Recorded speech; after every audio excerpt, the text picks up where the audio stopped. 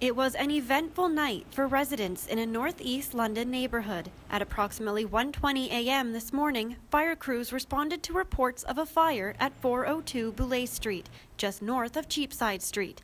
Firefighters extinguished the fire in a few hours, but not before it left neighbors of the townhouse unit visibly shaken. My neighbor came pounding on the door, yelling about a fire, and then like 2 seconds later the cops were here telling us to get out. And I came out with my kids, and there's fire shooting out of the window, and cops everywhere, fire trucks everywhere. Fortunately, it is believed that the occupants were not home when the fire broke out. It's my understanding that there's nobody in the house at the time of the fire, nobody injured. We're still in the preliminary stages of the investigation, so we're trying to work it out now. Usually the lady and her kids are home all the time. I haven't seen them for a couple days though.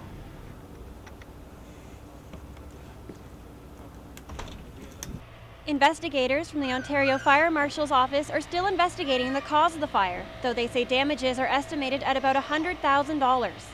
Erika Chorostil, Fanshawe Learns. Flu season has arrived in London and surrounding areas.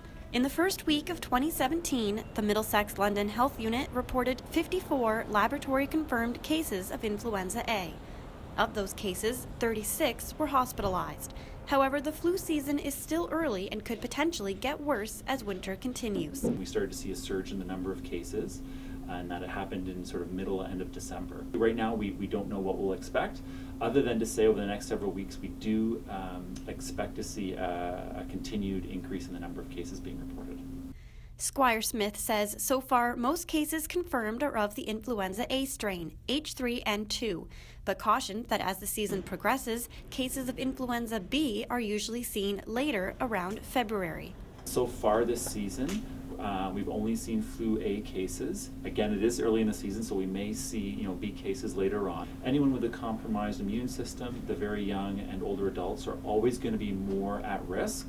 However, influenza really knows no boundaries, and anyone can get sick from the flu. The Middlesex London Health Unit says there are some ways that you can help prevent getting the flu this season.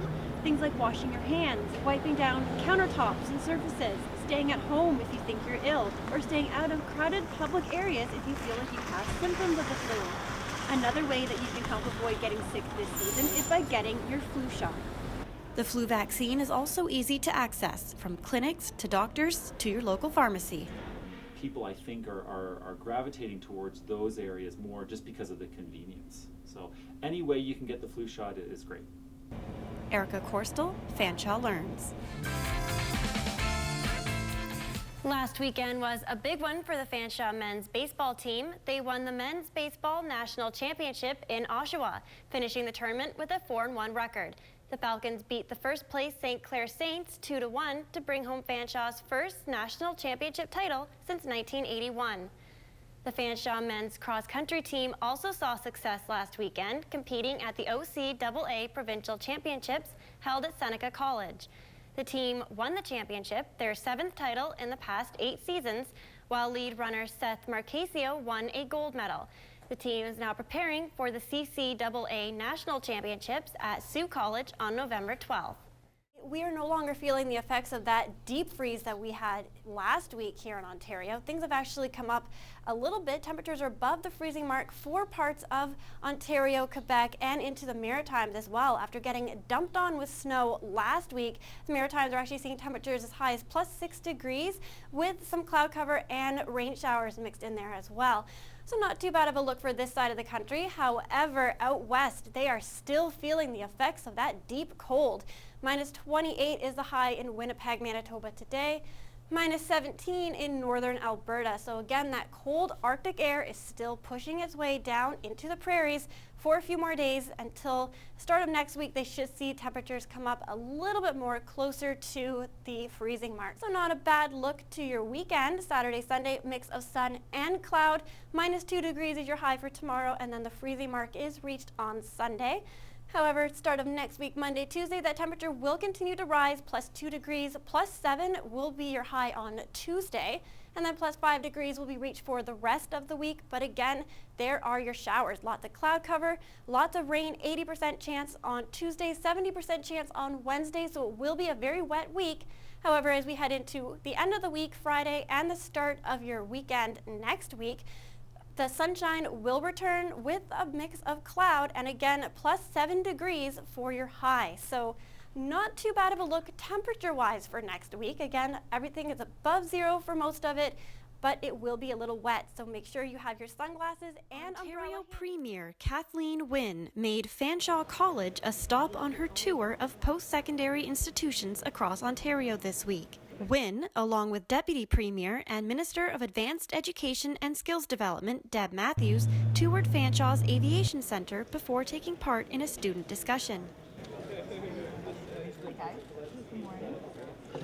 The goal of the tour is for Wynne to connect with students and find out what they have to say in regards to education costs and the new student assistance programs. I want to make sure that students know the changes that we're making to tuition, the way that we are reforming the accessibility of college and university education in this province.